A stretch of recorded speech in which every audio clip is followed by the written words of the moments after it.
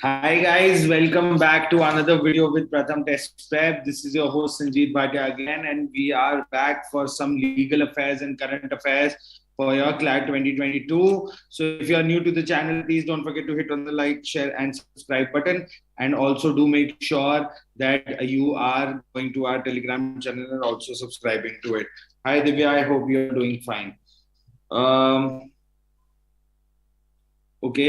Hello, guys. Hello, everyone. Good afternoon, everyone who are here for this live session.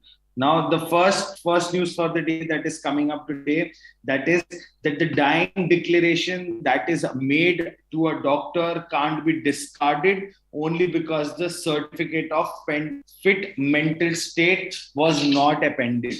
Right. So now what is this case exactly saying? We are going to read it and I'm going to tell you step by step what the court has said. Now, the Odisha High Court, while dealing with the dying declaration that was made to a doctor, a dying declaration is a declaration that is made by a person who's on the deathbed and he says anything to the doctor, even if he's telling someone who committed crime on him, or it can be anything, right? So now Odisha High Court has said that dying declaration made to a doctor can neither be called to question nor should be doubted only because a certificate with regard to mental state of the deceased at the time of recording of the declaration was not appended to it, right? So they are saying that it doesn't matter if the certificate was given or not. If the doctor is taking it, then they are trusting the word of the doctor and they're saying it cannot be doubted, right? While holding doctors to be the best person to assess the mental state of a victim. That's what the division bench of Chief Justice S. Mridula and Radha Krishna Patnaik has said. And also, they said that the court said that the doctor was able to understand the language of the victim, and being a doctor, he was the best person to assess her mental state. It is not that someone else recorded the dying declaration of the victim and its acceptance is hence suspected for want of certificate of a doctor. ठीक है, तो ऐसा इससे पहले कुछ भी नहीं हुआ था जिससे सस्पेक्ट किया जाए कि एक डॉक्टर के सर्टिफिकेट की जरूरत है, किसी और ने लिया होता तो ये बात आती, बट एक डॉक्टर ने खुद उसका डाइंग डिक्लेरेशन लिया है. Therefore, absence of a certificate with regard to the mental state of a deceased, the court held it's not much of a concern when it was recorded by none other than the doctor himself. Right? So that's the concept of dying declaration. That's what is being said here. And it is very straightforward being said कि अगर कोई इंसान doctor को दे रहा है dying declaration तो उसको question नहीं किया जाना चाहिए. Now coming to the next part is life sentence means imprisonment till a last breath. Court cannot fix a period of incarceration of life convict. Okay? Court कोई भी लिमिट ड्रॉ नहीं कर सकता. Now the Allahabad high court has clarified that the sentence of imprisonment of life is still the natural life of the accused, which cannot be fixed in years by the high court itself.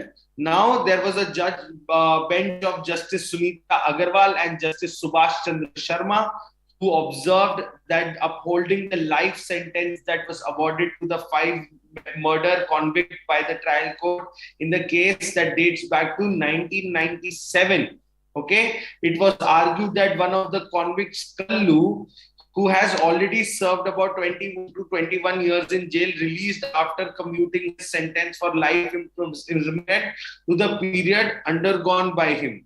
Okay, the court also clarified that it is not permissible for the court to fix the period of life sentence to certain years.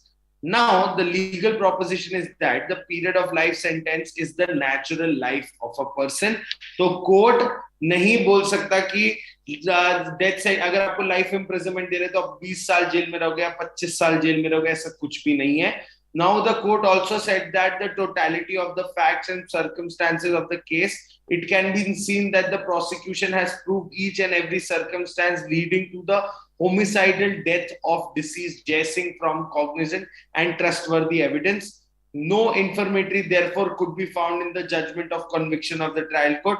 The sentences provided by trial court is minimum. So they have said that they are not going to set any decision for the period of time that the person has to stay in jail for the life imprisonment basically. And they also talked about the case that happened in 1997. They also told about 2021 years when Kallu was in the jail. So they took care of all the propositions and they discussed it in thoroughly and said that it means life imprisonment means that you are in the prison till the last breath, and the court cannot fix any period of incarceration for life.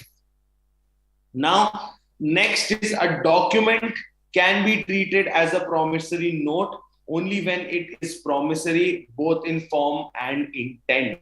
Okay, so this is what the Chhattisgarh High Court has said. We read promissory note, contracts, agreements, we read about acceptance. So there are a lot of things that can be learned from this news also. That also the Chhattisgarh High Court has emphasized that the document can be treated as a promissory note only when it is promissory both in form and intent. Justice Narendra Kumar Vyas remarked that if the indebtedness is acknowledged in the document, that any defined sum of money is payable on demand, only then the document can be said to be a promissory note. ठीक है जी, जब उस note को sign करने के बाद वो इंसान कभी भी पैसे मांग सकता है कि भाई मेरे को इतने पैसे दो क्योंकि मैंने promissory note बना के दिया था. So that's what it is said to be, is called a promissory note. Now, the court also observed that any above exercise that has not been carried out by the plaintiff is in the violation of Section 76 of the Indian Evidence Act. Reliance was placed on Srimati Ramabai versus Life Insurance Corporation of India, where it was held that 67, which would apply, Section 67 does not lay any particular mode of proof for proving that particular writing or signature is in the hand of particular person. Thus, signatures may be proved in any one or more of the following modes, right? So that's what is being said in this scenario. Now, the next thing that has come up right now is the civil registration system data for 2020. Now, recently, the central government has published this data. Now, what is civil registration system? It is a universal, continuous, compulsory and permanent recording of birth, death and stillbirth of in our country. And what is currently registration of births and deaths are done under which act? It was done under Registration and Birth and Death Act of 1969. As per the act, registration of birth, deaths and stillbirth is mandatory in India. And in pre-independence era, birth and deaths were registered under which act? It was registered under the Central Births, Deaths and Marriages Registration Act, which coordinates the registration activities. The Registration General India, that is the RGI at the central government level, coordinates and unifies the activity of registration.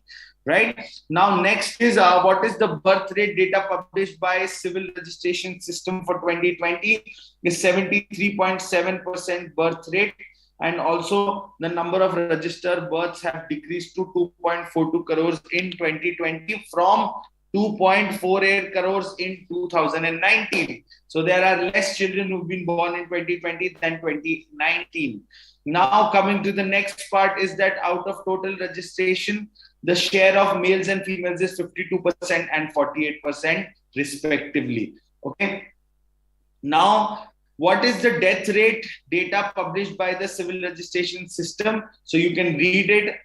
There are a lot of information that is provided here. You can definitely take a screenshot of this slide also, and you can read it for yourself later. What are the issues with the Civil Registration System is basically it is regarding the efficiency, uniformity of data, which is resulting in delay and under coverage of births and deaths in the country. There might be possible that there are a lot of births and deaths that are not recorded by the Civil Registration System right now in the country. So that is something that they have to look for.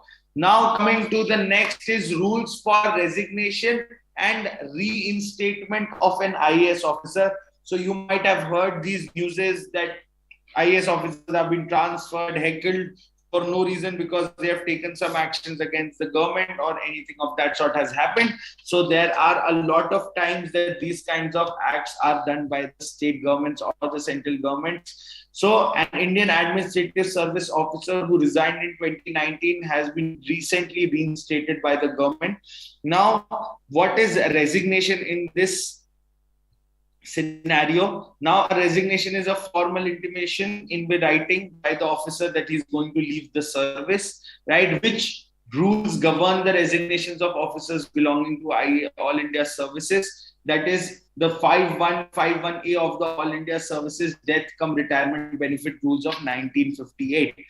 How resignation is different from VRS, voluntary resignation scheme, right? Officer who takes VRS are entitled to pension, whereas those who resign don't get the pension. Okay. No retirement benefits may be granted to a person who has resigned from the service. That's what the Act also says. Now, coming to the next part, who are the competent authorities here? The competent authorities are Ministry of State, Home Affairs, respect of IPS officers, Environment, Food, Forest, Climate Change in respect of Forest Services, Department of Personnel and Training in the respect of IES, right? What is the role of Prime Minister here, right? So as the Prime Minister is in charge of the Department of Personnel Training and DOPT, he is himself takes decision currently in respect of the IES officers. So there is a lot of reliance on the Prime Minister of the country. Now, in what cases resignations will be rejected? There is also something, rules for resignations also getting rejected.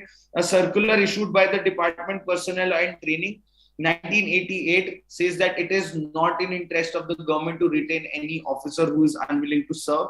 So generally resignations will be accepted except in certain circumstances like, okay, if any dues are outstanding by the officer, if there's any corruption or disciplinary committees that are being formed, or there is a concurrence of Central Vigilance Commission is obtained, right? So there are a lot of factors that they can stop a person from resigning from their post, right? In what circumstances is the withdrawal of an officer's resignation accepted? An officer has to send intimation in written regarding withdrawal of the resignation before the resignation is accepted by the competent authorities. So that's how they can withdraw their rejection and resignation. So this is it for today, guys. I hope you were able to enjoy this video. It was a short and crisp video for the new news that have come up in the last week. So do make sure that you hit on the like, share and subscribe button, and also don't forget to hit the bell icon.